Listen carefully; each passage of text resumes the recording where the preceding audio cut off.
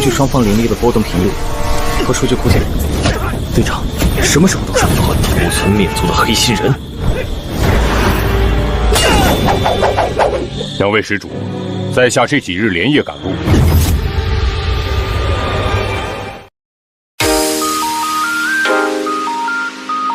Oke, halo semua, kembali lagi dengan aku Aci, Aka Movie. Kudoakan supaya kalian baik-baik saja ya. Seperti biasa, konten kali ini adalah full spoiler. Jadi bagi kalian tidak suka dengan spoiler, bisa langsung skip saja. Karena di video kali ini saya akan melanjutkan Donghua Master of the Star Origin Xingyuan Jizhu Part 10 dengan Bilibili sebagai studionya. Di episode sebelumnya, Suju sempat kedatangan seseorang dari markas alam pusat. Ia adalah Zhao, komandan divisi gerakan negara Yan. Di sana Zhao merekrut Suju sebagai pasukan abdi negara, namun tawarannya ditolak mentah-mentah. Sampai suatu ketika Zhao memperlihatkan kartu identitas bahwa dirinya merupakan agen dari regu tersebut. Maka dari itu Suju mengajak Zhao berbicara di luar apartemen karena Shen Meng dan Yuyan ada di dalam apartemen. Setelah berbicara panjang lebar, akhirnya Suju menerima tawarannya Zhao sebab ia tergoda sama bonus yang diberikan Zhao padanya. Apakah di episode kali ini para penyintas berhasil menemukan Suju? Menarik sekali untuk kita bahas bersama. Ya sudahlah, tanpa lama-lama kita langsung masuk ke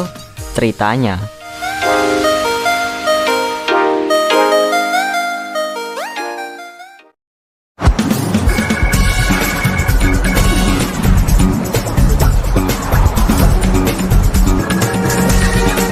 Scene diawali Zhao yang sudah merekrut Suju menjadi pasukan cadangan divisi satuan gerakan khusus, dan Suju disuruh membuat nama kodenya. Bisa dibilang nama kode merupakan nama panggilan lain ketika teman anggota memanggil kita saat menjalankan misi. Lebih simpelnya mudah diingat. Suju bertanya pada Zhao nama kode yang ia buat. Ternyata nama kode Zhao ialah harimau. 老虎。你的资质等级是多少？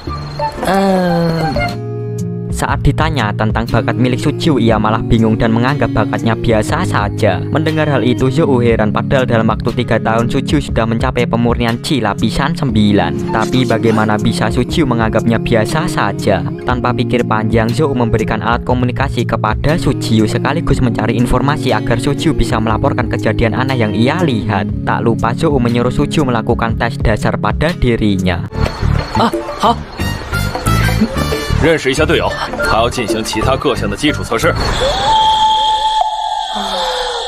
天还没黑的时候，你就这么说了。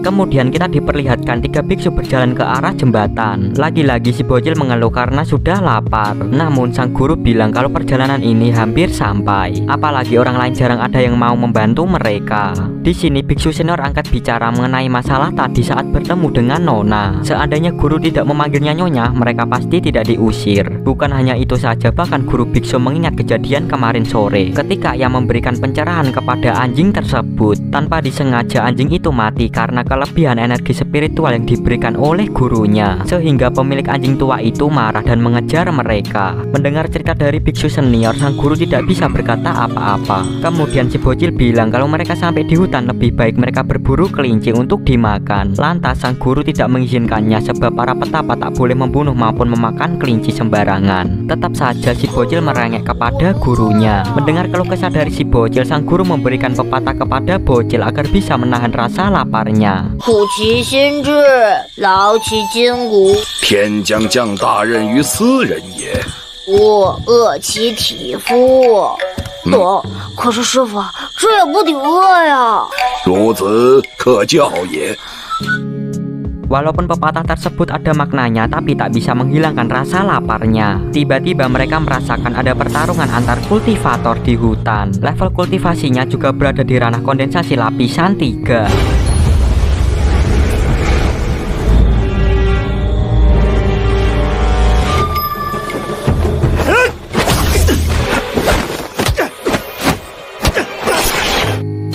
Scene berpindah ke pertarungan 2 kultivator. Mereka bernama Luo Ming dan Qiu Huatian. Mungkin menurut Mimin mereka berdua bertarung karena merasakan kemunculan Master Star Spring di sekitarnya, membuat mereka mencari batu bintang tersebut. Tak lama kemudian Luo Ming sama Huatian berpapasan satu sama lain sehingga terjadilah pertarungan. Ya ini cuma spekulasi Mimin aja sih, mana mungkin juga kan mereka bertarung tanpa ada sebabnya.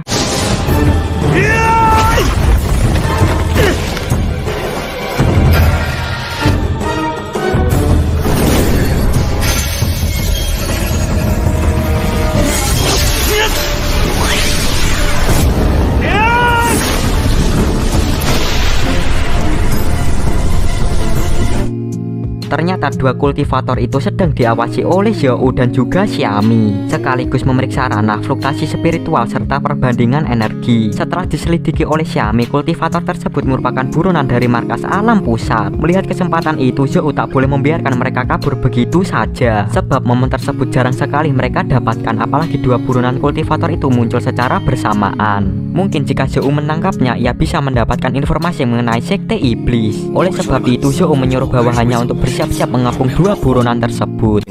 火邪手罗米和黑心人裘华天和屠村灭族的黑心人，原来是18宗命案在身的火邪手。收到。咱们追查他们这么多年都没个结果。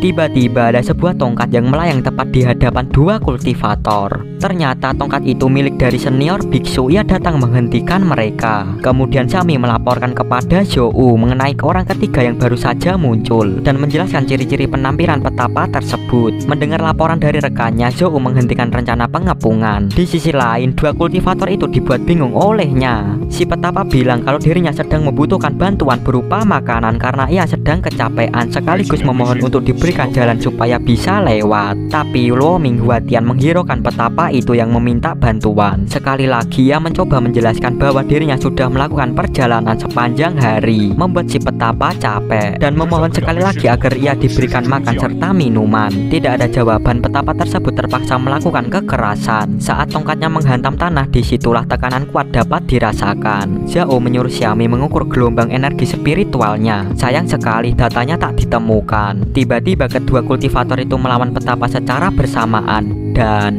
看来方法有误。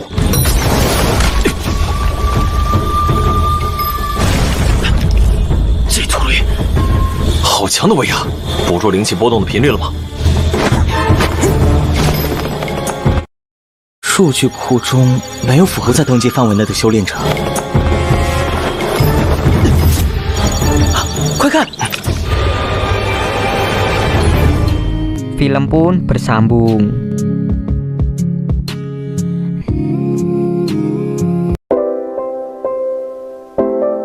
Gimana untuk episode kali ini? Next episode bakal kayak gimana ya? Kita diperlihatkan tiga biksu sedang melakukan perjalanan untuk mencari Master Star Spring. Pas di tengah jalan, si bocil mengeluh karena ia sudah lapar. Akan tetapi sang guru menyuruhnya tetap bersabar. Tiba-tiba ada sebuah gelombang energi spiritual di dekat mereka. Ternyata di hutan itu ada pertarungan antar kultivator, hingga terjadilah pertarungan yang sangat sengit. Di sana Zhou sedang mengamati pergerakan dua kultivator tersebut. Pada akhirnya senior biksu petapa turun tangan dan meminta bantuan makanan, tapi tidak ada respon dari mereka berdua. Jelas si petapa terpaksa melakukan kekerasan untuk menghadapi mereka.